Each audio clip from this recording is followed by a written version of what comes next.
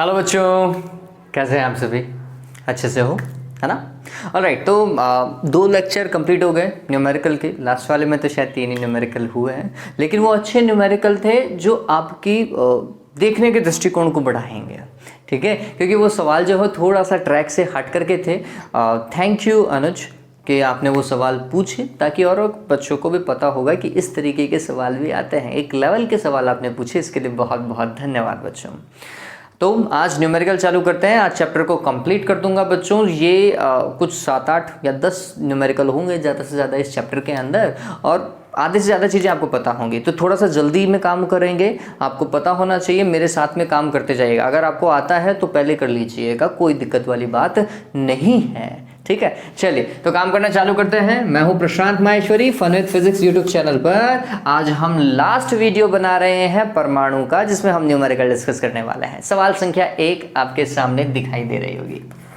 Alright, question number first देखिए क्या बोल रहा है। पहले में हाइड्रोजन परमाणु की द्वितीय बोर कक्षा की त्रिज्या, द्वितीय बोर कक्षा n बराबर 2 कि आपको क्या ज्ञात करनी है? त्रिज्या ज्ञात करनी है। इसमें इलेक्ट्रॉन की चाल तथा कक्षा की कुल ऊर्जा ज्ञात कीजिए। 3 चीजें, त्रिज्या, चाल और ऊर्जा। देखिए किस तरीके से ज्ञात करेंगे। तो z का मान हाइड्रोजन के लिए 1 होता है। जब मैं त्रिज्या का फॉर्मूला पढ़ता हूं Rn, तो Rn के लिए हम क्या लिखते हैं बच्चों? n square divided by z into r naught. यही तो पढ़ते हैं। n स्क्वायर मतलब 2 का स्क्वायर। z का मान कितना? 1। Are not 0.529 angstrom. कैलकुलेशन आपके भरोसे है, कर लोगे इस चीज को। Rn का मान मिलेगा नहीं मिलेगा? आएगा। कौन से में? दूसरे में था। तो ये पहला हुआ, त्रिज्या हो चुकी है। दूसरा देखो, वेग क्या होता है? z divided by n into v naught, यही होता है। फिर तो दूसरे के लिए ज्ञात करना है। z का मान 1, n का मान 2, v नॉट 2.2 रख दो या 2.18 रख दो, कोई दिक्कत वाली बात नहीं है। गुणा 10 की घात 6 मीटर पर सेकंड। भाग लगाओगे तो कितना आएगा? 1.09। कितना आएगा? 1.09 या फिर 1.1 लिख दीजिएगा। गुणा 10 की घात कितना? 6 मीटर पर सेकंड। सिंपल है सवाल बच्चों। तीसरा, ऊर्जा पूछ रहा है। ऊर्जा क्या होगा? En बराबर क्या होता है? z square divided by n square r dash, और वो भी कैसा? माइनस का। z स्क्वायर 1 का स्क्वायर, n स्क्वायर 2 का square, r dash 13.6 electron volt, और यहाँ पर क्या? माइनस। फिर 13.6 इलेक्ट्रॉन वोल्ट में किसका भाग लगाएं? 4 का। कितना आएगा? 3.4 इलेक्ट्रॉन वोल्ट, और वो भी कैसा? माइनस का। दूसरे कक्षक में ऊर्जा। हो गया? था सिंपल, निहायत ही सिंपल है। उतार लीजिएगा, मेरे हिसाब से तो आता भी होगा। मैं नेक्स्ट वाले क्वेश्चन की ओर मूव कर रहा हूँ बच्चों। देखिए दूसरा सवाल, अरे कर लोगे बच्चों, ज़्यादा दिक्कत नहीं है सवाल में। देखो दूसरा सवाल देखो, यदि लाइमन श्रेणी की प्रथम रेखा की तरंगदैर्घ्य 1216 एंगस्ट्रॉम है, वैसे भी हमें पता होता है, तो बामर तथा पार्श्व श्रेणी की प्रथम रेखा की तरंगदैर्घ्य ज्ञात करो।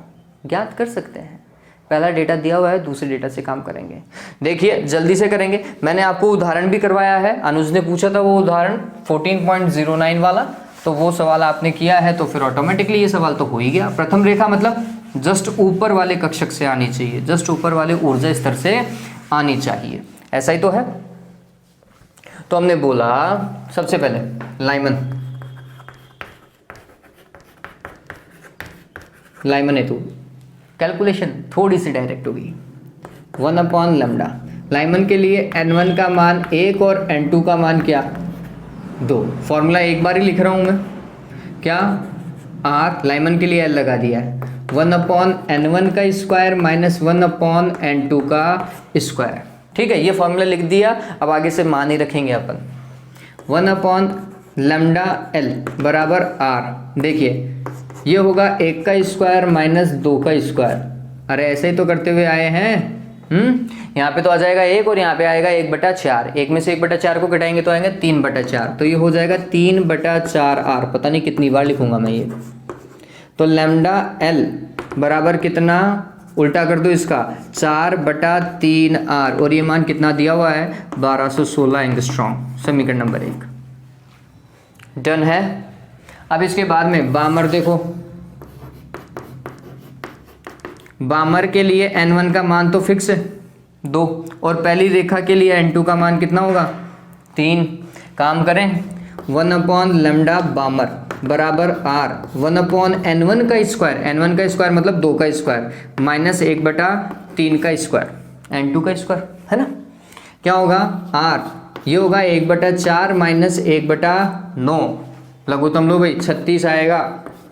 ठीक, 9 माइनस 4 5 और r लिख देता हूँ, ये 1/λ b है।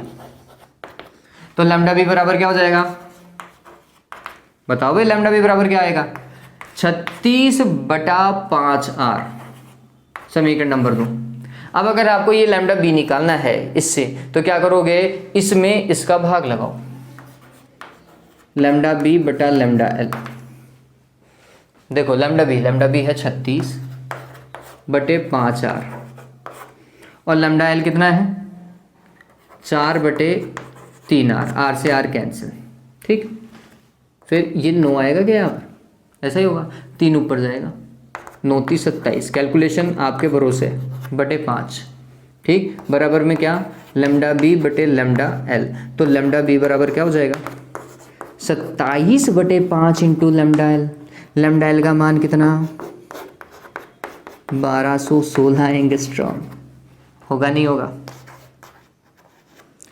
होएगा ही, होना ही चाहिए, कैलकुलेशन तो आपको करनी है। तो ये किसके लिए, बामर श्रेणी की प्रथम रेखा। ठीक, अगर यहाँ पर पाश्चन आता तो पाश्चन में n1 का मान कितना 3, n2 का मान कितना 4, वापस से निकालते। तो ऐसे ही पाश्चन के लिए आता लैम्डा पी लिखते आप, कुछ वैल्यू मिलती, फिर उस वाली इक्वेशन में किसका भाग लगाते, लैम्डा एल का भाग लगाते, वापस से आपको किसकी वैल्यू मिलती, पाश्चन के लिए तरंग दैर्घ्य मिलती।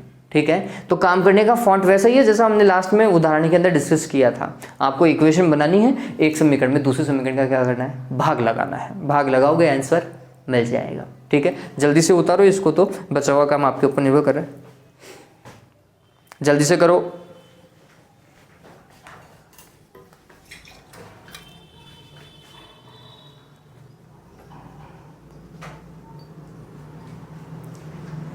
अरे ये तो सिंपल सवाल है और ऐसे सवाल पूछे गए हैं बच्चों।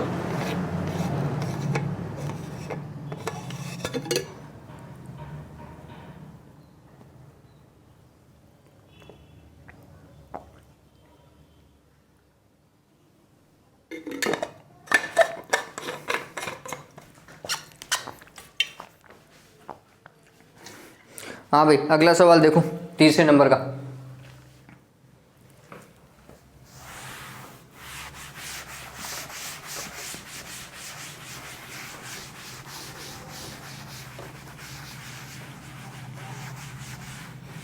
अरे वीडियो एंड तक देखा करो बच्चों, पहले ही बाहर निकल लेते, और कुछ बच्चे तो ऐसे सिर्फ गुड मॉर्निंग करने के लिए क्लास में आते हैं। जो गुड मॉर्निंग करने से पता चल जाता क्लास में क्या है, तो फिर फायदा क्या है। अगला देखिए, तीसरा सवाल क्या बोल रहा है, किसी परमाणु में ऊर्जा स्तर A से C में संक्रमण में 1000 एंगस्ट्रॉम तथा B से C में संक्रमण में 5000 एंगस्ट्रॉम तरंग दैर्घ्य के फोटोन को क्या किया जाता है, उत्सर्जित होते हैं। ऊर्जा स्तर A से B में संक्रमण में उत्सर्जित फोटोन की तरंग दैर्घ्य कितनी होगी। ओके, चलो समझो, ऐसा मानो मैं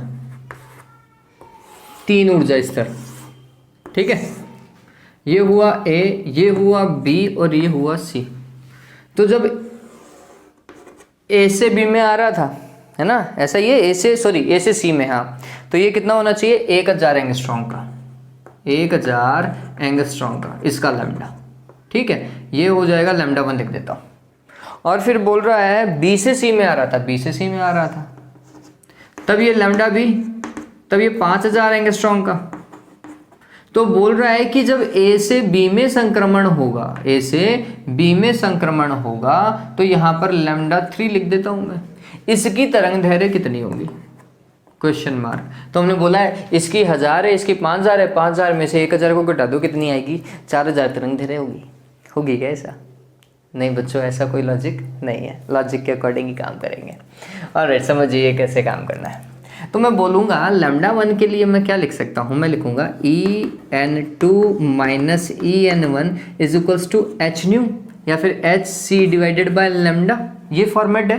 तो हमने बोला, समझिए, सबसे पहले में क्या करेंगे, हमने लैम्डा 1 के लिए काम करना है, तो हमने बोला en2 मतलब E A उच्च ऊर्जा स्तर माइनस EC बराबर क्या, h C divided by lambda 1। Lambda 1 मेरे को पता है कितना रखना है, ठीक है, ये लैम्डा 2 लिख दो। फिर दूसरा देखो, ये लैम्डा 2 वाले के लिए कर रहा हूँ, लैम्डा 2 वाले के लिए क्या होगा, ई बी माइनस ई सी बराबर क्या, एच सी डिवाइडेड बाय क्या बच्चों, लैम्डा 2। अच्छा सवाल है बच्चों ये, ठीक है। हमें क्या निकालना है, लैम्डा 3। लैम्डा 3 के लिए क्या होगा, ई ए माइनस ई बी होगा, यही तो होगा, ई ए माइनस ई बी होगा। चलिए, तो ये चीज इससे आ सकती है, इसे समीकरण नंबर 1 कहा, इसे समीकरण नंबर 2 कहा, ठीक है। आप कह सकते हैं प्रथम संक्रमण हेतु, द्वितीय संक्रमण हेतु, तृतीय संक्रमण हेतु, ऐसा कर सकते थे, ठीक है। चलिए, तो क्या होगा, समीकरण 1 में से समीकरण 2 को घटाएं, समीकरण 1 माइनस समीकरण 2 करें, आपका काम बैठ जाना चाहिए, ठीक है। क्या होगा भाई, तो समीकरण 1 ये में से इसको घटाना है, तो ई ए समझना, ई ए माइनस ई सी, ठीक है, में से इसको घटाना है, माइनस ई बी माइनस ई सी, यही होगा।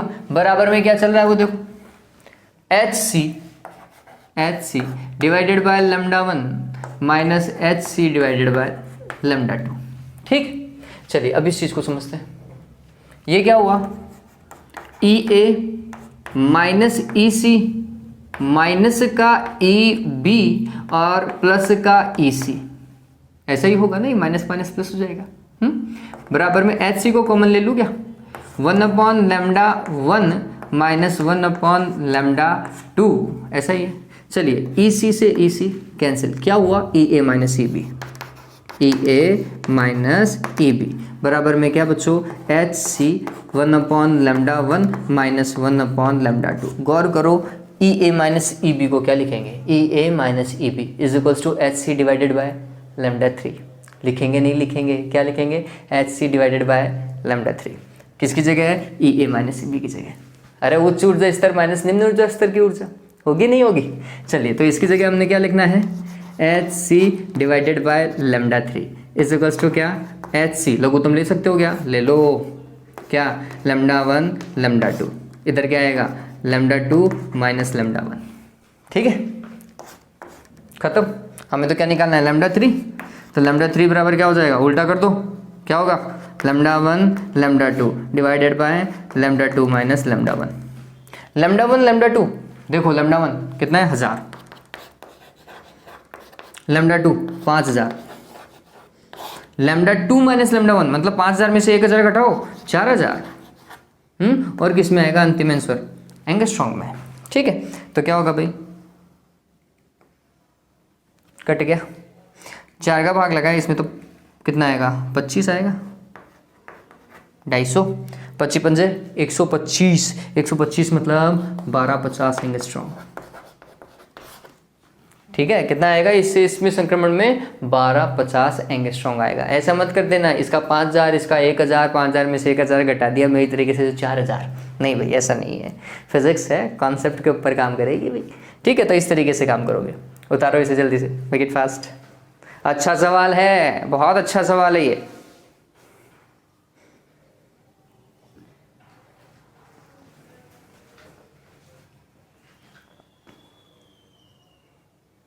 दिखने में बहुत सिंपल लग रहा है, लेकिन ऐसे डायग्राम दिए हुए आ जाते हैं, काम करना मुश्किल पड़ जाता है कई बार, अगर लॉजिक नहीं पता चले तो लॉजिक को समझो और काम करो।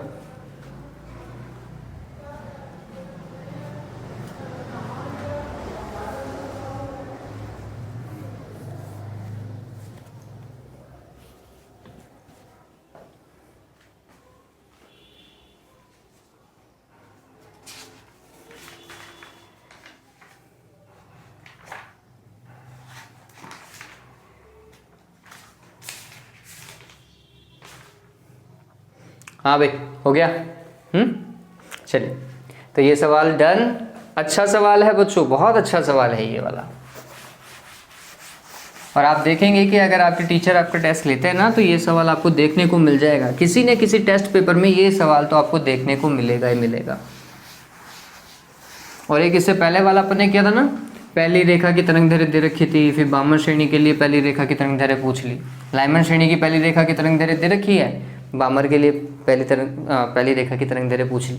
वो सवाल भी आपको टेस्ट में देखने को मिल जाएगा, क्योंकि ये वो कॉमन सवाल है जो कि टीचर्स प्रेफर करते हैं देना। ठीक है, ऑलराइट, चलिए आगे देखते हैं। फोर्थ क्वेश्चन, द्विआयनित लिथियम परमाणु, लिथियम परमाणु की बात कर रहा है, 2 इलेक्ट्रॉन निकाल दो तभी वो द्विआयनित होगा। ठीक है, लिथियम के लिए Z का मान कितना होता है? Z का मान 2 होता है, क्या सॉरी 3 होता है, 2 तो हीलियम के लिए होता है, 3 होता है।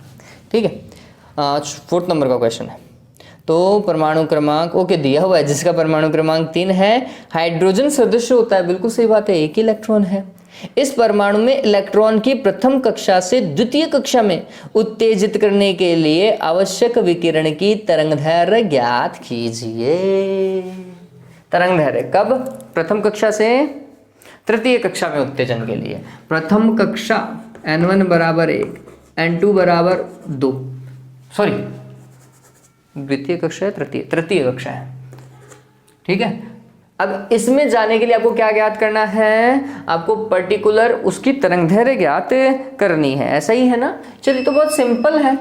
कैसे पता चला कि ये सिंपल है? तो हमने बोला 1/λ, हाइड्रोजन समान है, हाइड्रोजन तो नहीं था, लिथियम है ये तो। ठीक, क्या होगा? Z² R 1/N1 का स्क्वायर माइनस 1/N2 का स्क्वायर। बताओ भाई, होगा नहीं होगा? अरे होगा ना बच्चों। तो 1/λ, Z², 3 का स्क्वायर कितना होता है? 9, R को ऐसा का ऐसा रहने दो, फिर 1 का स्क्वायर, N2 3 का स्क्वायर। ठीक है, तो ये हो जाएगा 9R 1 माइनस 1/9, यही तो हुआ। चलिए, फिर इसको क्या लिखेंगे? तो हमने लिखा 9R गुणा, देखो लघुत्तम लिया तो 9 आया, और 9 माइनस 1 कितना होता है? 8, तो ये हुआ 8/9 बराबर 1/λ। ठीक, तो 9 से 9 तो जाता रहा, तो फिर लैम्डा बराबर क्या आया? 8। ओके, हाँ, लैम्डा बराबर आया 1/8R। 1/R कितना होता है? 912 एंगस्ट्रॉन्ग होता है। उसमें भाग लगा किसका? 8 का। भाग लगाओ भाई, 8 एकम 8, 1 बचा इधर हुआ है, फिर 8 एकम 8, 3 बचे, 8 3 24, 8 चौक 32। कितनी तरंगदैर्घ्य? 114 एंगस्ट्रॉन्ग की तरंगदैर्घ्य की आवश्यकता होगी भाई, उसे तृतीय ऊर्जा स्तर तक उत्तेजित करने के लिए। ठीक है, तो ये कर लोगे आप, है ना? चलिए, उत्तेजित निकाय के उत्तेजन स्पेक्ट्रम में कितनी स्पेक्ट्रमी रेखाएं प्रेक्षित होंगी? कहाँ तक आपने, देखो कितनी स्पेक्ट्रमी रेखाएं बन सकती हैं, है ना? तो हम बोलेंगे कि हमने उसे, या फिर इससे तीसरे तक उसे उत्तेजित किया गया, तो स्पेक्ट्रमी रेखाओं की संख्या, ये तो पहला था, इसका दूसरा भाग, कि स्पेक्ट्रमी रेखाओं की संख्या क्या होती है? n × n-1 divided by 2। n का मान कितना? 3, फिर 3 - 1 बटा क्या? 2, तो ये हुआ 3/2, और ये गुणा होगा किससे? 2 से, 2 से 2 कैंसिल। टोटल कितनी स्पेक्ट्रमी रेखाएं प्रेक्षित की जा सकती है? हम बोलते हैं 3, इससे ज़्यादा प्रेक्षित नहीं की जा सकती। ठीक है, पता चला ये? अरे सिंपल है बच्चे, ये सवाल करोगे तो आएगा। चलो उतारो जल्दी से इसे, जल्दी से उतार लीजिए। ओहो हो, अगला सवाल तो बहुत सिंपल कर दिया इन्होंने।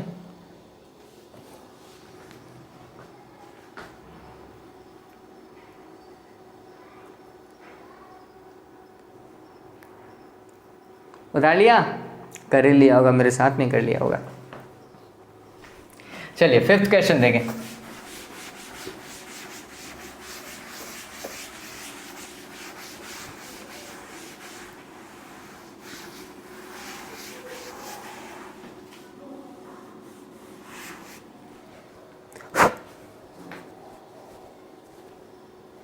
फिफ्थ देखें, वामन श्रेणी की प्रथम रेखा की तरंगदैर्घ्य 65-64 एंगस्ट्रॉम हो तो रिडबर्ग नियतांक और तरंग संख्या का मान ज्ञात कीजिए। अरे भगवान, देखो वामन श्रेणी में n1 बराबर तो 2 और प्रथम रेखा है तो n2 बराबर क्या 3 है। तो रिडबर्ग नियतांक का मान ज्ञात करो जब उसकी तरंगदैर्घ्य कितनी हो, 65-64 एंगस्ट्रॉम हो, तथा तरंग संख्या 1/λ। ठीक है, तो तरंग संख्या तो ज्ञात हो जाएगी, 1/λ करना है। ठीक है, तो मैं पहले तो तरंग संख्या वाला काम कर लेता हूँ। तरंग संख्या, ये मैंने आपको बीच में बताया था कि मैं भूल गया हूँ, लेकिन ध्यान में रखिए तरंग संख्या क्या होती है, 1/λ होती है। तो 1/λ मतलब 1/65-64 एंगस्ट्रॉम मतलब 10 की घात -10, ऊपर ले जाओ प्लस का 10 हो जाएगी, 10 की घात 10 बटे 65-64। कैलकुलेशन आपके ऊपर। ठीक, कैसे करोगे, 10 की घात 4 गुणा 10 की घात 6 कर लीजिएगा और उसमें 65-64 का भाग लगा दीजिएगा। 10 की घात 4 मतलब 10,000, 10,000 में 6,564 का भाग लगा दोगे, कुछ ना कुछ तो आएगा ही 1 पॉइंट समथिंग में, और 10 की घात 6 कर लीजिएगा। ठीक, मात्रा क्या आएगा, प्रति मीटर। इतनी तरंगें होंगी 1 मीटर में। 1 मीटर में तरंगों की संख्या या एकांक लंबाई में तरंगों की संख्या ही क्या होती है, तरंग संख्या होती है।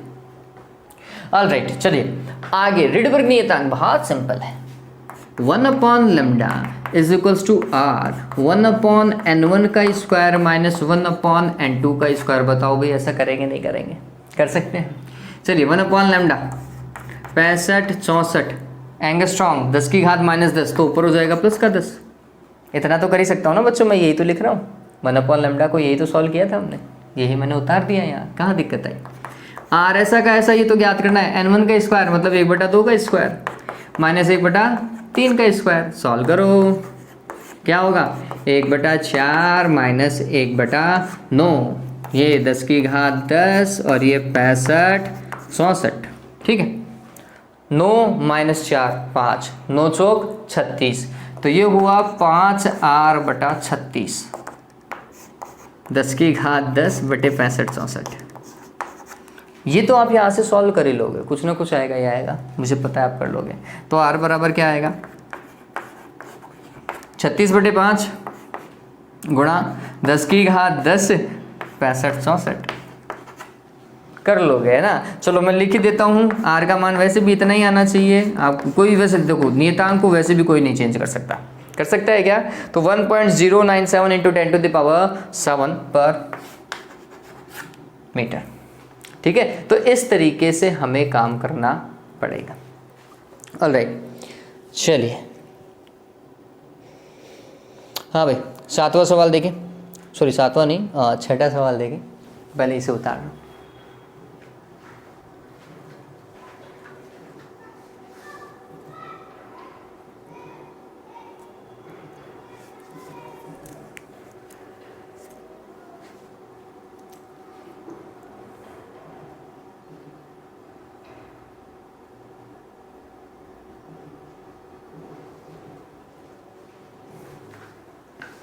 ओके, हो गया होगा, है ना। तो 5th क्वेश्चन कंप्लीट है बच्चों, सिंपल सा क्वेश्चन था वैसे। अगला देखें 6th वन, हाइड्रोजन समान कोई आयन n बराबर 2 से n बराबर 1 तक के लिए संक्रमण में 2.467 × 10⁻7 हर्ट्ज आवृत्ति की विकिरण उत्सर्जित करता है। इस बार आवृत्ति दी हुई है, थोड़ा ध्यान रखना पड़ेगा। संक्रमण n बराबर 3 से n बराबर 1 में उत्सर्जित विकिरण की आवृत्ति क्या होगी। बहुत अच्छा सवाल है। 2 इक्वेशन बनाओ और उससे काम करो, और हाइड्रोजन समान बोल रखा है, हाइड्रोजन नहीं बोल रखा, तो ये बात ध्यान रखना। z का मान पता नहीं है तो हमें क्या करना पड़ेगा, फॉर्मूला में z लेकर के ही चलना पड़ेगा। बस जब हम भाग लगाएंगे तो z कैंसिल हो जाने चाहिए, ये ध्यान रखना पड़ेगा। ठीक है, चलिए ये करो, इतना तो उतार लिया होगा आपने। ऑलराइटी,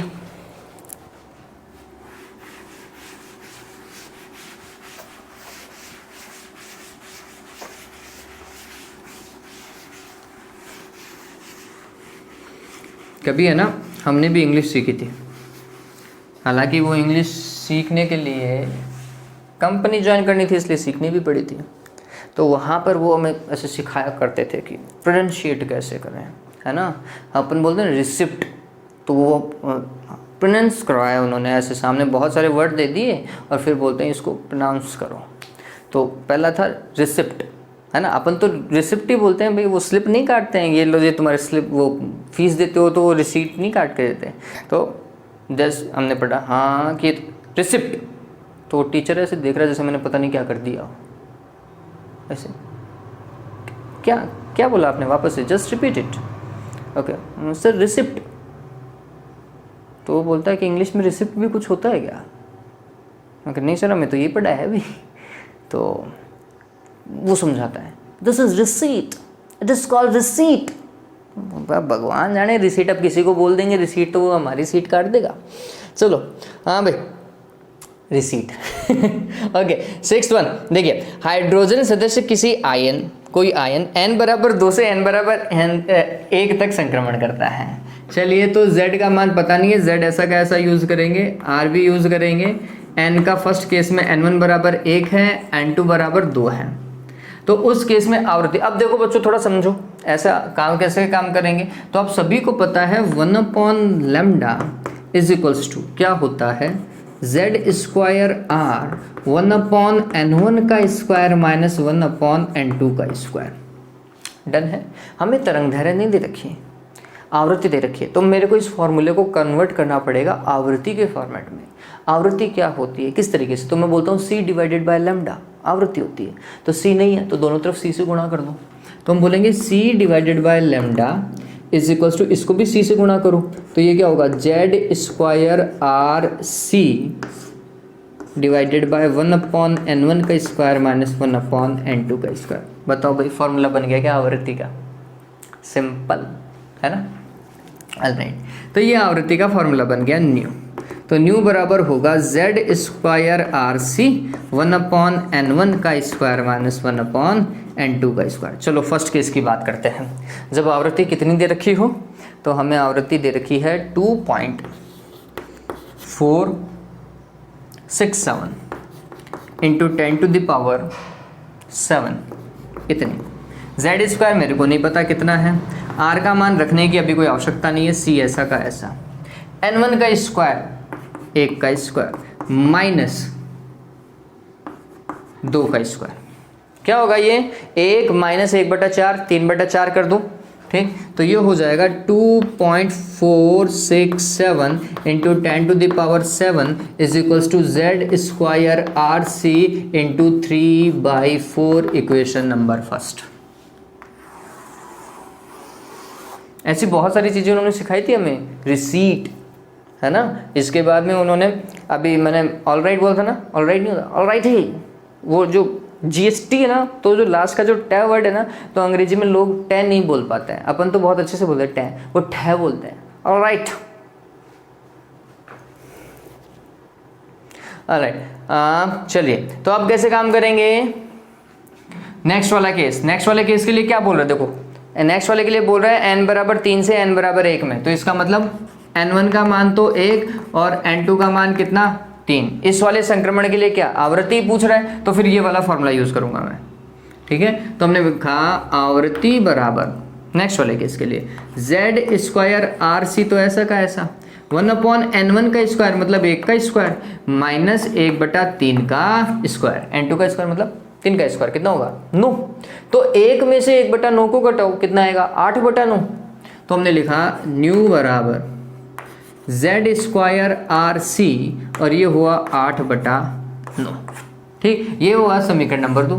हमें तो यही आवृत्ति याद करनी है, इसे λ1 लिख दीजिएगा, इसे λ2 लिख देता हूँ, मेरे को ये याद करना है λ2, ठीक है। तो λ2 बराबर क्या होगा, तो हमने लिखा nu two divided by nu one is equals to क्या हो जाएगा, न्यू1 का मान लिख दूँ क्या यहाँ पर 2.467 इंटू 10⁻7 बराबर, ये देखो z स्क्वायर आर सी और 8/9 ऐसा का ऐसा, इसकी जगह क्या था इधर z स्क्वायर आर सी और कितना है 3/4 है। जाती रही रामायणी तो ऊपर देखो, काट मत देना, 3 से इसको काट दो, पता चले तुम ज़्यादा होशियार बन जाओ, और इससे इसको काट दो कि यहाँ पे 2 लिख दिया और यहाँ पे 3 लिख दिया, हो गया काम। फिर ये ऊपर जाएगा 8 चौक 32, ये 9 3 27, ऐसा हुआ भाई। अब वज्र गुणा कर लेना रे भाई, तुम्हारे पे छोड़ रहा हूँ, वज्र गुणा कर लोगे, आवृत्ति का मान मिल जाएगा। मात्र क्या लगाओगे, हर्ज लगा लेना, ठीक है। मात्र क्या लगाना है बच्चों, हर्ज लगाना है, ध्यान में रखना, ठीक है। तो कर लोगे इतना तो, चलिए आगे काम करें। हाँ भाई देखो अब अगला 7th वन, पहले तो इसको उतारो, उसके बाद में 7वां करता है। जल्दी से उतारो, आगे वाले सवाल थोड़ा जल्दी जल्दी करने की कोशिश करेंगे भाई।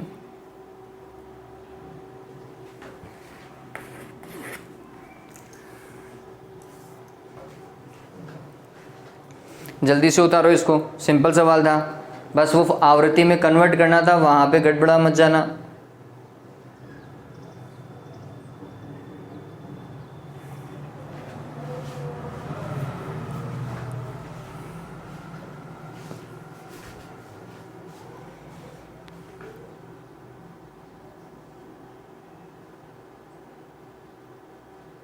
हो गया?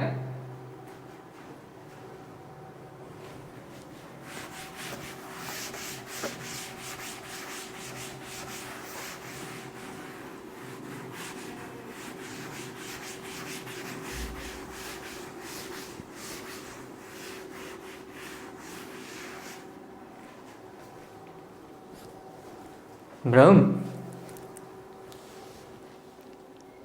ओके। 7वां सवाल देखिए, लैम्डा तरंग दैर्घ्य के एक वर्णी विकिरण किसी हाइड्रोजन प्रतिदर्श पर आपतित होता है। कुल मिलाकर के हम लैम्डा तरंग दैर्घ्य का फोटोन आपतित करवा रहे हैं किसी हाइड्रोजन जैसे परमाणु पर, जिसके मूल ऊर्जा अवस्था में है, जिसका परमाणु मूल ऊर्जा अवस्था में, इसका मतलब इलेक्ट्रॉन जो है वो वास्तविकता में अपनी मूल ऊर्जा अवस्था के अंदर है।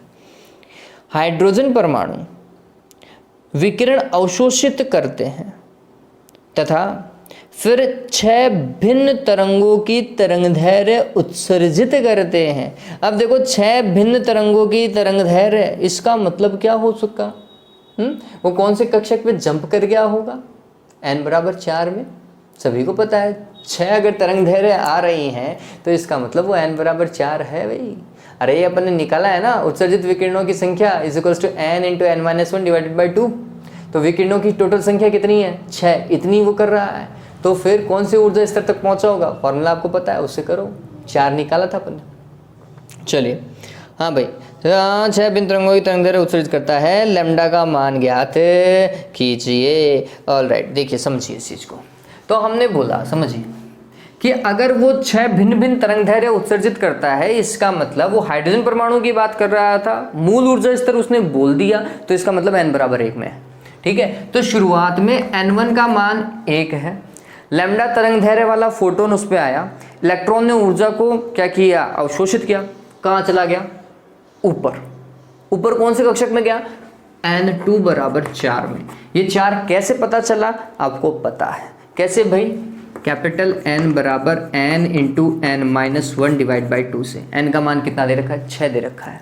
सॉल्व करोगे तो n स्मॉल n का मान कितना आएगा, 4 आएगा। तो चौथे कक्षक तक वो उत्तेजित हो चुका था। बात समझ में आई, ऐसा वो बोल रहा है, ठीक है। तो इस केस के अंदर आपको क्या निकालना है, जो आपतित फोटोन आया ना उसकी तरंगदैर्घ्य क्या होगी। तो हमने बोला कि ये कुछ ऐसा था, आपतित फोटोन की ऊर्जा डेली बराबर क्या होना चाहिए, En2 माइनस En1, यही होना चाहिए, ठीक। तो फिर हमें तो तरंगदैर्घ्य ज्ञात करनी है, तो मैं और सिंपल फॉर्मेट यूज करता हूँ। और सिंपल फॉर्मेट क्या, मैं ये पूरी इस चीज़ को जब अपन सॉल्व करते हैं, h न्यू करते हैं, फिर hc डिवाइडेड बाय लैम्डा करते हैं, तो हमने बोला हाइड्रोजन के लिए तो ये फॉर्मूला फिक्स है, कोई रोक ही नहीं सकता इसे। 1/n1 का स्क्वायर माइनस 1/n2 का स्क्वायर, कोई नहीं रोक सकता इस चीज को, ठीक। n1 का मान कितना, 1, n2 का मान कितना, 4। सॉल्व कर सकते हो मेरे हिसाब से, कहीं कोई दिक्कत नहीं आनी चाहिए। r ऐसा का ऐसा, ये 1 का स्क्वायर माइनस 4 का स्क्वायर 16 इधर रखोगे, 1 इधर रखोगे 15 आएगा, 15/16 आएगा, r बराबर 1/λ। तो फिर लैम्डा बराबर क्या होगा, क्या होगा बच्चों, 16/15 और 1/r होगा नहीं होगा? आप इससे भी कर सकते थे, E4 minus E1 is equals to HC divided by lambda, इससे भी करते, कैलकुलेशन टफ होती है। मैं आपको कैलकुलेशन सिंपल वाले बता रहा हूँ, ठीक है। चलिए, तो ये कितना हो जाएगा? 16/15 1/r 912 एंगस्ट्रॉम, ठीक है। इतना कर लोगे, मेरे हिसाब से आंसर आ जाएगा, आएगा, बिल्कुल आएगा, ठीक है। डन कर लेना। ओके, तो ये सवाल कौन से नंबर का है? This question is of 7th number. इसका दूसरा तरीका क्या है? ये डेली वाले से भी आप कर सकते थे, एच न्यूट करते, इसको कैसे करते? तो हम बोलते इसको HC डिवाइडेड बाय लैम्डा लिखते, बराबर में इसके लिए क्या लिखते? तो हम बोलते EN2 मतलब E4 और EN1 मतलब E1। चौथे कक्षक में ऊर्जा लिखते, पहले कक्षक में ऊर्जा लिखते, सभी को पता है पहले कक्षक में कितनी? 13.6, चौथे के अंदर कितनी? 3.4, फिर 1.5, फिर 0.85, है ना। माइनस का 0.85 इलेक्ट्रॉन वोल्ट इधर और माइनस का 13.6 इधर, सॉल्व करते और काम होता। तो इस तरीके से ये काम हमें करना पड़ता बच्चों, ठीक है। चलिए, अब अगला सवाल देखिए, 8वें नंबर का सवाल है ये।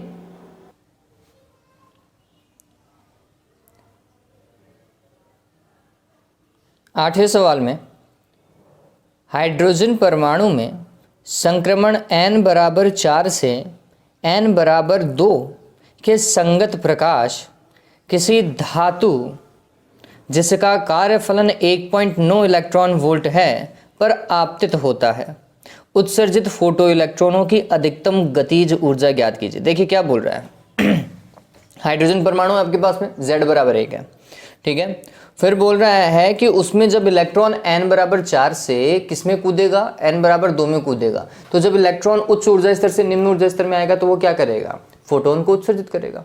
वो उत्सर्जित फोटोन जब किसी धातु सतह पर आपतित कराया जाए, और उस धातु सतह का कार्यफलन दे रखा है, ठीक है, तो जैसे ही वो उत्सर्जित फोटोन उस धातु सतह से इंटरेक्ट करेगा, वो उस धातु सतह से क्या बाहर निकालेगा?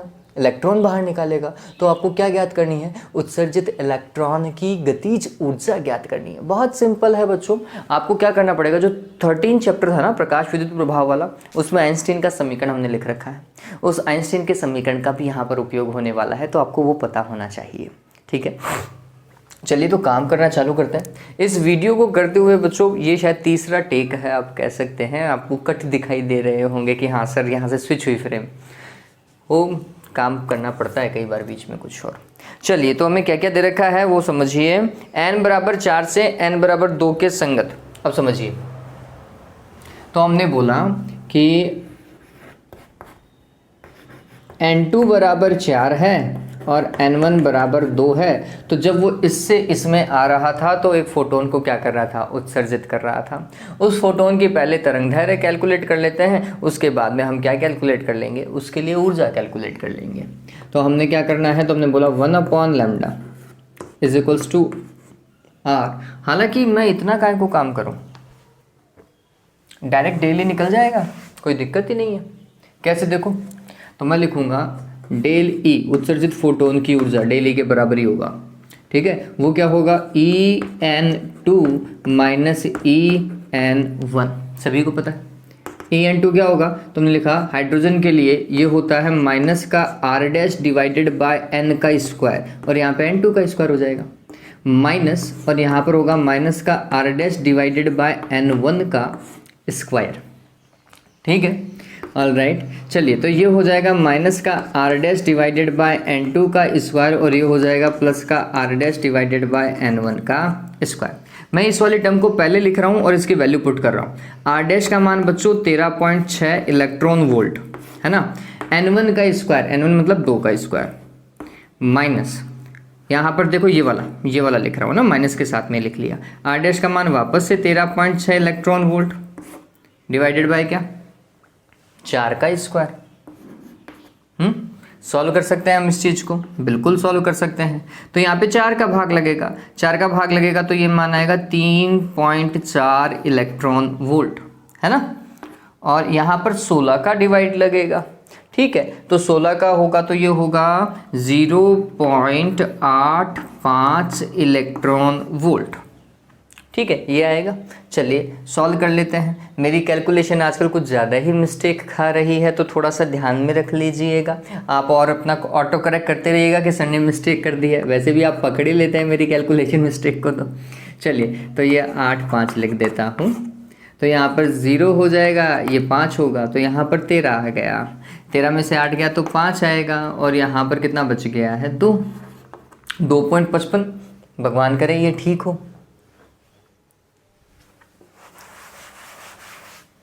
और देख लीजिएगा ना, तो ये आएगा 2.55 इलेक्ट्रॉन वोल्ट।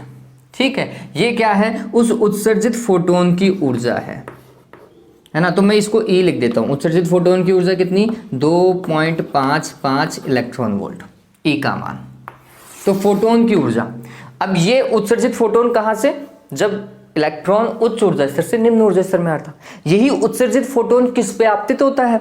धातु सतह पर आपतित होता है। तो आपको पता हो तो क्या होगा? ये आपतित फोटोन की ऊर्जा जो कि E है, यही फोटोन आ रहा था इस सतह के ऊपर। धातु का कार्यफलन φ0 और जो इलेक्ट्रॉन उत्सर्जित हुआ उसकी गतिज ऊर्जा ke मैक्सिमम, यही होगा। चलिए, तो मैं यहाँ से फॉन्ट क्या यूज करता हूँ भाई? आइंस्टीन के प्रकाश विद्युत समीकरण से E इक्वल्स टू क्या लिखते हैं? φ0 प्लस काइनेटिक एनर्जी मैक्सिमम। लिखते हैं नहीं लिखते हैं? तो काइनेटिक एनर्जी मैक्सिमम क्या होगी? उत्सर्जित इलेक्ट्रॉन की अधिकतम गतिज ऊर्जा E माइनस φ0। E का मान कितना जो हमने निकाला? 2.55 माइनस φ0 का मान कितना जो सवाल में दिया हुआ है। देखो सवाल में कितना दिया हुआ है? 1.9। ऐसा ब्रैकेट लगा करके लिख दो। ठीक है, तो घटाएंगे तो कितना आएगा? 0.65 आएगा क्या? 0.565 इलेक्ट्रॉन वोल्ट का इलेक्ट्रॉन जो है वो उत्सर्जित होगा भाई। इतनी गतिज ऊर्जा का इलेक्ट्रॉन होना चाहिए। कैलकुलेशन देख लीजिएगा बच्चों, प्लीज़ देख लेते हैं, आंसर मैच कर लेते हैं। हाँ बिल्कुल मैच कर रहा है। तो इस तरीके से काम होगा। ये कौन सा क्वेश्चन किया था बच्चों? 8वां सवाल हमने किया था। जल्दी से उतार लीजिए, सिंपल सवाल है, जल्दी से कर लीजिए।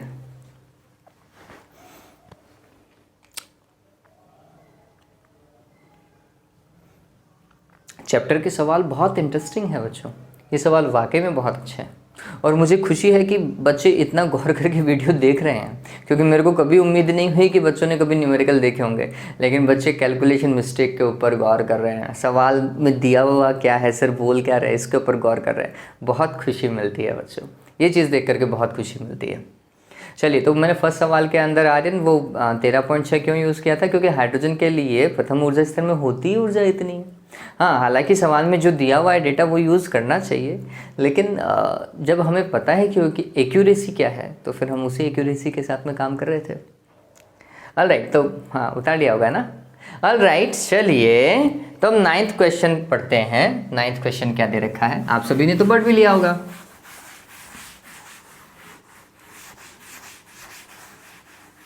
देखो बच्चों, सवाल सही लिखा हुआ हो ये कोई ज़रूरी नहीं है, इस चीज़ को ध्यान में रखो, क्योंकि प्रिंटिंग मिस्टेक हर जगह हो सकती है, इसमें कोई दो राह वाली बात नहीं है। चाहे वो कोई सा भी पब्लिकेशन हो, चाहे वो कोई सा भी पब्लिकेशन हो, प्रिंटिंग मिस्टेक हो सकती है ना। बहुत सारे बच्चे ऐसे सवाल भी कई बार भेज देते हैं जिनमें प्रिंटिंग मिस्टेक होती है, कुछ डेटा छूट जाता है, तो फिर आंसर कहाँ से आएगा? डेटा ही नहीं है तो फिर आंसर कहाँ से आएगा? चलिए 9th क्वेश्चन देखिए क्या बोल रहा है ये। हाइड्रोजन का एक प्रतिदर्श किसी उत्तेजित अवस्था विशेष में ए में है। देखो उत्तेजित अवस्था ए है। इस प्रतिदर्श द्वारा 2.55 इलेक्ट्रॉन वोल्ट के फोटोन को अवशोषित करने से यह आगे किसी अन्य उत्तेजित अवस्था बी में पहुंच जाता है। देखो पहले से ही हाइड्रोजन का जो एटम है वो उत्तेजित अवस्था ए में है, मूल अवस्था में नहीं है, ए में है। फिर वो एक फोटोन को और क्या कर लेता है? अवशोषित कर लेता है, ग्रैब कर लेता है, गेन कर लेता है, तो वो और ऊपर चला जाएगा, है ना। मतलब लेट्स सपोज करो 4 में था, 6, 7, 8 ऊपर वाले में पहुंच जाएगा, पहले से किसी में था और ऊपर चला जाएगा, ऐसा ही होगा। चलिए, अवस्थाओं ए तथा बी के लिए मुख्य क्वांटम संख्या ज्ञात करो। देखो इस तरीके के सवाल जिसमें एक सिंगल डेटा दिया हुआ है और 2 चीज़ें एक साथ पूछी हैं, तो या तो हर एक डेटा के लिए हमारे पास में अलग फॉर्मूला हो, जो ऐसा हमारे पास में है नहीं। ठीक, दूसरा, अब हमें क्या करनी पड़ेंगी, रैंडम चीज़ें गौर करनी पड़ेंगी। देखिए ये थोड़ा समझने लायक बात है कि हमें प्री नॉन क्या है वो समझना पड़ेगा। तो हम बोलते हैं हाइड्रोजन का स्पेक्ट्रम बनाओ बच्चों।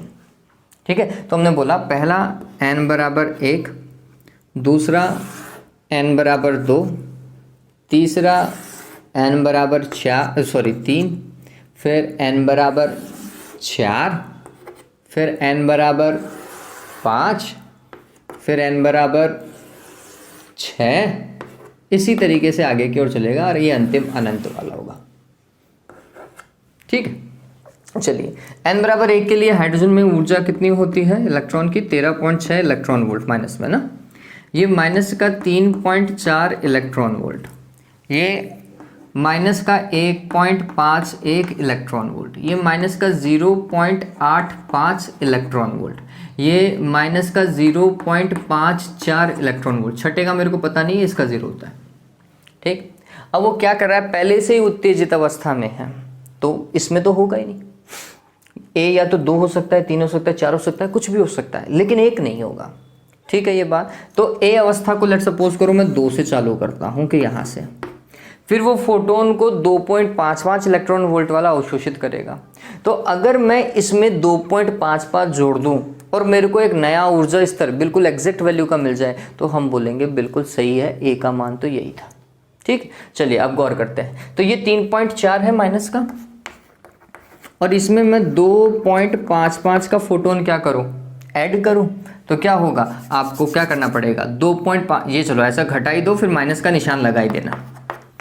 ठीक है, घटा दो, लास्ट में आंसर किसका लिख देंगे, माइनस का लिख देंगे। तो ये ऐसा करूं तो मैं यहाँ पर कितना लिखूं, 5 लिखूं।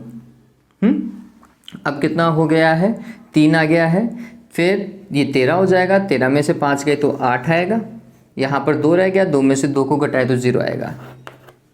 इतना आ रहा है। देखो कोई ऊर्जा स्तर ऊपर है क्या इतने का, बिल्कुल है। हमने बोला चौथे नंबर का ऊर्जा स्तर 0.85 इलेक्ट्रॉन वोल्ट का ही था। ठीक, तो इसका मतलब हमें ये पता चला कि ए वाला ऊर्जा स्तर, उत्तेजित ऊर्जा स्तर कौन सा था, n बराबर 2 था, और बी वाला उत्तेजित ऊर्जा स्तर कौन सा था, n बराबर 4 का था। ठीक है, आप बोलोगे सर ये तो आपने पहले में हो गया, कोई और दूसरा नहीं हो सकता क्या, तो करके देखो ना भाई, मैंने कब मना किया, आप करके देखिए ऐसा। ठीक है, चलो करके देख लेते हैं। मैं इस पे जाता हूँ, तीसरे नंबर पे पास में जाता हूँ कि अगर तीसरे नंबर का ए होता तो, ठीक है, तो ए की ऊर्जा कितनी, 1.51, उसमें माइनस का ये 2.55 जोड़ो, 2.55 जोड़ो, क्योंकि अवशोषित कर रहा है तो एनर्जी तो जुड़ेगी। तो हमने बोला ये प्लस का, ये माइनस का, 5 में से 1 गया 4, 5 में से 5 गए 0, और ये प्लस का आ रहा है। बताओ भाई किसी भी ऊर्जा स्तर की ऊर्जा प्लस की हो सकती है, आंसर है नहीं हो सकती, सीधी सी बात है। अंतिम ऊर्जा स्तर की ऊर्जा कितनी थी, 0 थी, 0 के ऊपर तो है नहीं, प्लस में तो ऊर्जा स्तर की कोई भी ऊर्जा है ही नहीं। ठीक है, इसका मतलब ये तो संभव ही नहीं, इसका मतलब ए कभी 3 संभव नहीं। अगर 3 संभव नहीं तो फिर इसके ऊपर वाले भी संभव नहीं होंगे, क्योंकि ऊपर वालों में जोड़ते जाओगे तो और वैल्यू किसकी होती जाएगी, प्लस की होती जाएगी। ठीक है, तो हमें क्या समझ में आता है, हमें ये समझ में आता है कि ए की वैल्यू 2 ही पॉसिबल है और बी की वैल्यू 4 ही पॉसिबल है। तो आप जब सवाल करें तो बिना हिचकिचाए बच्चों क्या करिएगा, आप स्पेक्ट्रम को ड्रॉ कीजिएगा। ठीक है, स्पेक्ट्रम को ड्रॉ करने के बाद में आप ऐसा दर्शाइएगा, ऐसा इलेक्ट्रॉन ए से किस में जंप कर रहा है, बी में जंप कर रहा है। कब, जब उसके पास में कौन सा फोटोन आपतित करवाया जाए, 2.55 इलेक्ट्रॉन वोल्ट का फोटोन आपतित करवाया जाए, तो उसे अवशोषित करेगा और इसमें जंप कर जाएगा। इस तरीके से आप बताएंगे इस चीज को। ठीक है, लिख लीजिएगा, ए अवस्था n बराबर 2, बी अवस्था n बराबर 4, इस तरीके से आप काम करेंगे। ठीक है, चलिए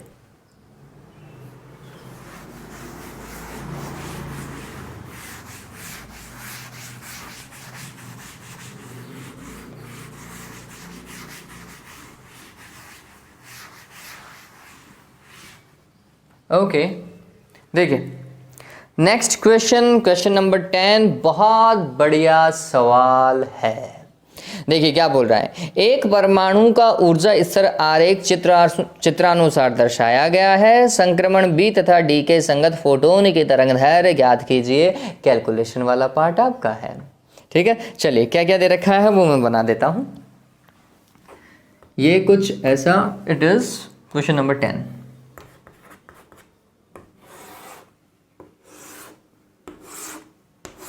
अब देखो गैप आप देख लेना, मैंने तो रैंडम बना दिया है।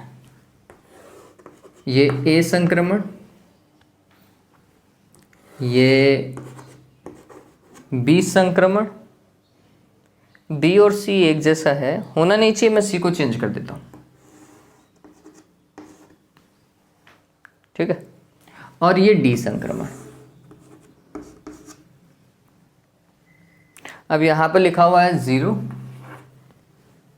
फिर माइनस का 2 इलेक्ट्रॉन वोल्ट, फिर माइनस का 4.5 इलेक्ट्रॉन वोल्ट, और फिर 10 इलेक्ट्रॉन वोल्ट। ठीक है, ऐसा दिया हुआ है। चलो, आपको तो बी और डी के संगत क्या निकालनी है, उत्सर्जित फोटोन की तरंगदैर्घ्य निकालनी, निकाल दोगे, मेरे को पता है। ठीक है, मैं आपके लिए एक सवाल और चेंज कर रहा हूं। सवाल समझिए, मैं सवाल लिख रहा हूं, ये ए नंबर का सवाल मैं बना देता हूं। क्या भाई, निम्न में से कौन सा संक्रमण, कौन से संक्रमण से अधिकतम तरंगदैर्घ्य का फोटोन उत्सर्जित होगा? कौन से संक्रमण में से अधिकतम तरंगदैर्घ्य का फोटोन उत्सर्जित होगा? और इसका बी सवाल है, कौन से संक्रमण से न्यूनतम या फिर लघुतम तरंगदैर्घ्य का फोटोन उत्सर्जित होगा? सवाल बहुत बढ़िया है। ये दोनों सवाल बहुत बार बोर्ड में पूछे जा चुके हैं। एक मैं बता रहा हूं, दूसरे का आंसर आप लोगों से उम्मीद रखता हूं कि आप मेरे को बताएंगे। देखिए, कौन से संक्रमण से अधिकतम तरंगदैर्घ्य का फोटोन उत्सर्जित होगा? तो हमने बोला तरंगदैर्घ्य और ऊर्जा में एक रिलेशन है। क्या भाई? ऊर्जा अंतराल डेल ई बराबर एच न्यू होता है। इसका मतलब h C divided by lambda. ठीक है, अब वो बोल रहा है तरंगदैर्घ्य क्या होनी चाहिए? अधिकतम होनी चाहिए। अगर तरंगदैर्घ्य अधिकतम है तो फिर ऊर्जा अंतराल क्या होना चाहिए? न्यूनतम होना चाहिए। तो हम वो संक्रमण देखेंगे जिसके लिए ऊर्जा अंतराल न्यूनतम है, उससे संगत तरंगदैर्घ्य क्या होगी? अधिकतम होगी। बात समझ में आई क्या? ठीक, तो मैंने देखा ए संक्रमण, ए संक्रमण में ऊर्जा अंतराल मैंने अपने दिमाग में रखा कि ए संक्रमण के लिए ऊर्जा अंतराल 2 इलेक्ट्रॉन वोल्ट का है। ठीक है, बी संक्रमण, बी संक्रमण में ऊर्जा अंतराल 0 और 4.5, तो इसका मतलब है 4.5 इलेक्ट्रॉन वोल्ट का है बी संक्रमण। ठीक है, सी संक्रमण देखो, सी माइनस का 2 इलेक्ट्रॉन वोल्ट और माइनस का 4.5 इलेक्ट्रॉन वोल्ट, इसका मतलब सी संक्रमण हुआ वास्तविकता के अंदर 2.5 इलेक्ट्रॉन वोल्ट का। अंतर तो इतना ही है, ऊर्जा अंतराल तो इतना ही हुआ। ठीक, डी संक्रमण देखो, डी ये माइनस का 2 और माइनस का 10, इसका मतलब प्लस का 8 इलेक्ट्रॉन वोल्ट ऊर्जा अंतराल। En2 माइनस En1 ऊर्जा अंतराल। ऐसे ही करोगे ना, 0 में से -2 को घटाओगे तो प्लस का 2 ही आएगा। 0 में से 4.5 को, माइनस के 4.5 को घटाओगे तो प्लस का 4.5 आएगा। समझ रहे हो ना? En2 माइनस En1 कर रहे हैं। तो आपको क्या देखना है? तरंगदैर्घ्य अधिकतम देखनी है तो ऊर्जा अंतराल क्या होना चाहिए? न्यूनतम होना चाहिए। गौर करो, इनमें से कौन सा ऊर्जा अंतराल न्यूनतम है, पता चलेगा आपको। 2 इलेक्ट्रॉन वोल्ट वाला ऊर्जा अंतराल न्यूनतम है बच्चों। यार मैं इस ऊर्जा स्तर की बात नहीं कर रहा हूँ, ऊर्जा अंतराल की बात कर रहा हूँ। तो हमने बोला ए संक्रमण के संगत ऊर्जा अंतराल क्या है? न्यूनतम है, अतः इसके संगत फोटोन की तरंगदैर्घ्य अधिकतम होगी। बात समझ में आई क्या? समझ में आई? उम्मीद करता हूँ आपको समझ में आई होगी बच्चों। ठीक है, चलिए, तो दूसरे में न्यूनतम तरंग दैर्घ्य के फोटोन के लिए क्या होना चाहिए, ऊर्जा अंतराल अधिकतम होना चाहिए। ऊर्जा अंतराल अधिकतम होगा तो तरंग दैर्घ्य न्यूनतम होगी। अब आप देख लो, मेरे को आंसर बताओ कि कौन सा वाला संक्रमण यूज किया जाएगा। मिटा रहा हूं मैं इस चीज को, बताओ भाई, न्यूनतम तरंग दैर्घ्य के लिए कौन सा होगा, मेरे को आंसर मिल जाना चाहिए। और ये दोनों सवाल बहुत अच्छे थे बच्चों, बहुत ज्यादा अच्छे थे।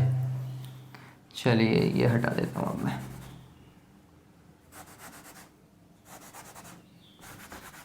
तो सवाल ये था, और अब क्या पूछ रहा है, बी और डी के संगत फोटोन की तरंग दैर्घ्य ज्ञात करो। देखो मैं कैलकुलेशन आपके ऊपर छोड़ रहा हूं बच्चों, है ना। तो सबसे पहले तो मैं बी वाला पार्ट देख रहा हूं, ये यही है 0 से 4.5। तो हमने लिखा बी संक्रमण हेतु, समझिएगा बी संक्रमण हेतु क्या होगा बच्चों बी संक्रमण के लिए, तो हमने लिखा ई, डेल ई, उत्सर्जित फोटोन की ऊर्जा बराबर क्या होगा, En2 minus En1, En2 0 minus En1 minus का 4.5 इलेक्ट्रॉन वोल्ट। तो इसका मतलब ये कितना हो गया, 4.5 इलेक्ट्रॉन वोल्ट हो गया। ये क्या है, डेल ई है बच्चों, है ना। और चलिए अब इसको आगे काम करते हैं। डेल ई क्या होगा, एच न्यू होगा। तो इसका मतलब एच न्यू बराबर क्या हो गया, 4.5 इलेक्ट्रॉन वोल्ट। तो इसे हम क्या लिख सकते हैं, एच सी डिवाइडेड बाय क्या बच्चों, लैम्डा लिख सकते हैं, बराबर में क्या 4.5 इलेक्ट्रॉन वोल्ट। अब देखो एच सी का मान मेरे को याद है, मैं इतने सवाल कर चुका हूं कि अब हमें पता चल गया। देखो मैंने आपको लास्ट एकाध अगर उदाहरण करवाए हैं, उनमें एचसी का मान electron volt nanometre, electron volt nanometre मात्रक में लिखा हुआ था। कितना, 1242 ही लिखा हुआ था मेरे हिसाब से तो। ठीक है, चलो मैं 1242 से करके देखता हूँ। तो मैंने एचसी की जगह लिख दिया 1242 इलेक्ट्रॉन वोल्ट नैनोमीटर। ये क्या है, electron volt nanometer divided by lambda is equals to 4.5 electron volt. Electron volt से इलेक्ट्रॉन वोल्ट की रामायण खत्म हो गई। लैम्डा इधर ले आओ, तो लैम्डा बराबर कितना हो गया, 1242 नैनोमीटर डिवाइडेड बाय क्या बच्चों, 4.5 हो जाएगा। चलिए मैं कैलकुलेट कर लेता हूं, भगवान करे आंसर आ जाएगा। ये कितना आएगा,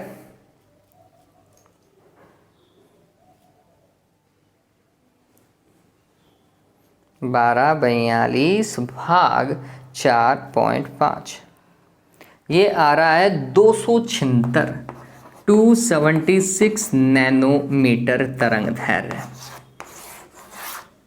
ठीक है, पता चला ये बी का मान आया। देख लेते हैं बी का मान कितना आ रहा है। बिल्कुल अपना आ रहा है 276 आ रहा है ना, यहाँ पे 275 आ रहा है। कोई दिक्कत वाली बात नहीं है, इसमें कोई दिक्कत वाली बात नहीं, चलेगा इतना। ठीक है, ये नैनोमीटर में है, आप यहाँ पे 0 लगा दोगे तो एंगस्ट्रॉम हो जाएगा। 2776 जो है, अगर सॉरी 2760 कर दोगे तो एंगस्ट्रॉम में आ जाएगा। मैं इसको और एंगस्ट्रॉम में लिखता हूँ, तो मैं क्या लिख सकता हूँ, 2760 लिख सकता एंगस्ट्रॉम में। ठीक है, तो देख लीजिएगा, लेकिन ये सही है। 1242 से करो, मेरे हिसाब से कैलकुलेशन बहुत सिंपल हो जाएगी, मैं तो यही बोलूँगा। ठीक है, डन हो गया।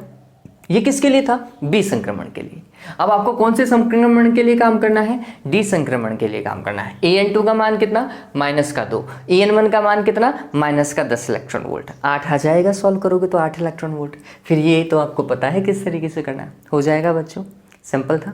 ठीक है, तो उम्मीद करता हूँ ये कर लोगे। जल्दी से उतारो इस चीज़ को, फिर अगला सवाल करते हैं।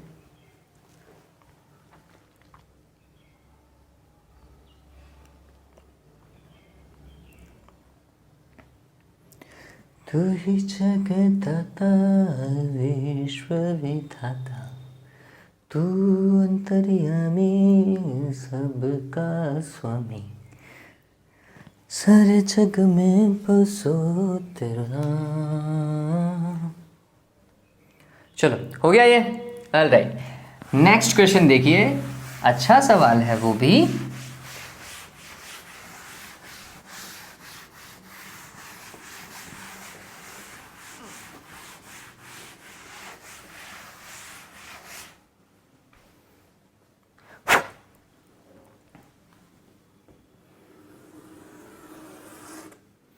इलेवेंथ, देखिए क्या बोल रहा है, हाइड्रोजन परमाणु के लिए एक स्थायी कक्षा में इलेक्ट्रॉन की अधिकतम कोणीय चाल ज्ञात कीजिए। देखिए आपको क्या ज्ञात करना है, इलेक्ट्रॉन की अधिकतम कोणीय चाल स्थायी कक्षा में। स्थायी कक्षा कौन सी होगी, n बराबर 1। अरे ये बात तो समझो, मूल ऊर्जा स्तर ही तो स्थायी ऊर्जा स्तर होता है। ठीक है, तो हमने बोला कि n बराबर 1 के लिए काम करवाने के लिए बोल रहे हैं, और वो कोणीय चाल पूछ रहा है। ठीक है, आप सभी को पता होगा v इज ओमेगा आर होता है। ठीक है, तो ओमेगा इज क्या हो जाएगा, v डिवाइडेड बाय r हो जाएगा। पहले ऊर्जा स्तर के लिए ओमेगा 1, ये v1 और ये r1 होगा, नहीं होगा। देखो मैं आपकी कैलकुलेशन बहुत सिंपल करवा रहा हूँ, इसे बहुत टफ भी बना सकते थे, लेकिन अपन तो सिंपल से काम करेंगे। ठीक है, फिर हमें क्या पता है बच्चों, हमें पता है कि पहले कक्षक में वेग कितना होता है, v नॉट के बराबर, और त्रिज्या कितनी होती है, r नॉट के बराबर। v नॉट का मान कितना, 2.18 इंटू 10⁶ मीटर पर सेकेंड। ठीक है, आर नॉट का मान कितना, R1 की वैल्यू किसके बराबर होती है, R नॉट के बराबर होती है भाई हाइड्रोजन के लिए। ये कितनी होती है, 0.529 एंगस्ट्रॉम, मतलब 10⁻⁻10। यही होगा। चलिए अगर मैं इसकी कैलकुलेशन करता हूँ बच्चों, तो ये आएगा 2.18 डिवाइड 0.529, ये हो गया 4.12। ये हुआ 4.12 इंटू 10⁻, देखिए 16 हुआ नहीं हुआ, बताओ भाई मात्रक क्या है। कोणीय वेग का या कोणीय चाल का मात्रक क्या होता है, मेरे हिसाब से तो ये पढ़ता हूँ मैं, रेडियन प्रति सेकंड। यही होता है क्या, यही है बच्चों, होना भी चाहिए। ऑलराइट, तो ये डन हुआ। चलो ओके, हाँ भाई कुछ बच्चों ने मेरे को भेजा है सिलेबस, 2 बच्चों ने मेरे को सिलेबस भेजा है। बच्चों जो सिलेबस आप मेरे को भेज रहे हैं वो आरबीएसई बोर्ड का नहीं है, वो सीबीएसई बोर्ड का है। ठीक है, तो अभी तक आरबीएसई ने अपना सिलेबस नहीं बताया है, 10th तक का सिलेबस आ चुका है, लेकिन 12th का सिलेबस अभी भी आना बाकी है। तो शायद आप 1 वीक माने, ज़्यादा से ज़्यादा 1 वीक के अंदर अंदर सिलेबस आ जाएगा अपना। ठीक है, उम्मीद करते हैं बहुत सारी चीज़ें हट भी जाएंगी, देखते हैं कि जो हट गया है उसको भी कराएं या ना कराएं, क्योंकि सीबीएसई ने तो बहुत सारा अमाउंट जो है अगर आप देखोगे तो हटा ही दिया है। परमाणु लेकिन चैप्टर जो है वो एज इट इज है, परमाणु तो आपको पूरा याद करना पड़ेगा, प्रकाश विद्युत प्रभाव भी आपको पूरा ही याद करना पड़ेगा। हाँ, डिवीजन जर्मर का प्रयोग हट सकता है, सीबीएसई वालों ने तो डिवीजन जर्मर का प्रयोग हटा दिया है। ऑलराइट, 12वां सवाल देखिए, n बराबर 5, ये अंतिम सवाल है ना। n बराबर 5 अवस्था से n बराबर 1 अवस्था में जाने में फोटोन के उत्सर्जन के पश्चात हाइड्रोजन परमाणु का प्रतिक्षिप्त संवेग क्या है। बहुत बढ़िया सवाल है, बहुत बढ़िया। देखिए n बराबर 5 से वो किस में आ रहा है, n बराबर 1 में आ रहा है, मूल ऊर्जा स्तर में आ रहा है, और आपको इस स्थिति में क्या निकालना है, संवेग निकालना है, फोटोन का संवेग। बहुत सिंपल है, किस तरीके से देखिए आप, तो मेरे को ये पता है कि इस केस में मतलब 12वें सवाल में n2 का मान तो 5 है उच्च ऊर्जा स्तर, और n1 का मान जो है वो 1 है। ठीक है, तो मैं आसानी से तरंग दैर्घ्य निकाल सकता हूँ। और हाइड्रोजन बोल रहा है क्या, इसने हाइड्रोजन बोला है, तो z बराबर 1 हो गया, तो फिर तरंग दैर्घ्य तो फॉर्मेट बहुत सिंपल हो गया। तरंग दैर्घ्य बराबर कितना हो जाएगा बच्चों, r1/n1 का स्क्वायर माइनस 1/n2 का स्क्वायर, मेरे हिसाब से यही होता है। ठीक है, और आप देखो आपको डेटा फिर n 5 और 1 दिया हुआ है, इसके अलावा और कोई डेटा भी नहीं दिया हुआ। ठीक है, ये बात।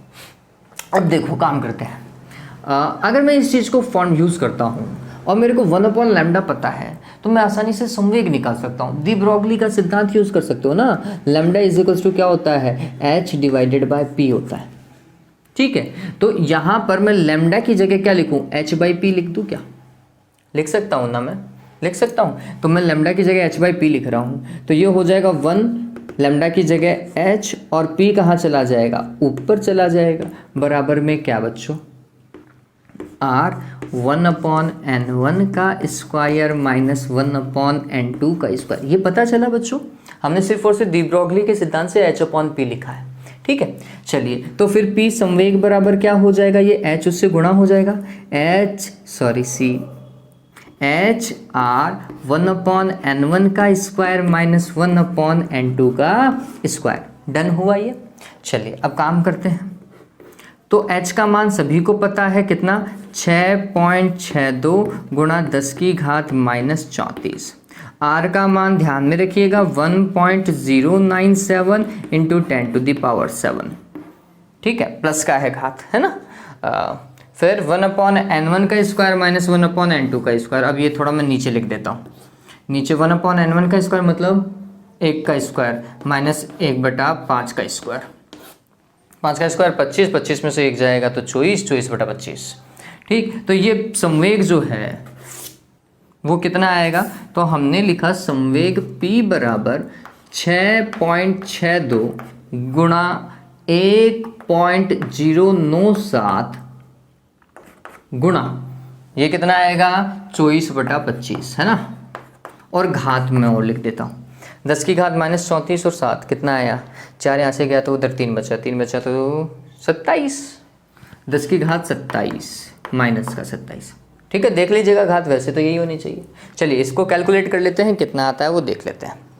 तो ये आएगा 6.62 गुणा 1.097, ये आ रहा है मेरे पास में 7.26। कितना आ रहा है बच्चों, 7 अरे बहुत ज़्यादा आ रहा है।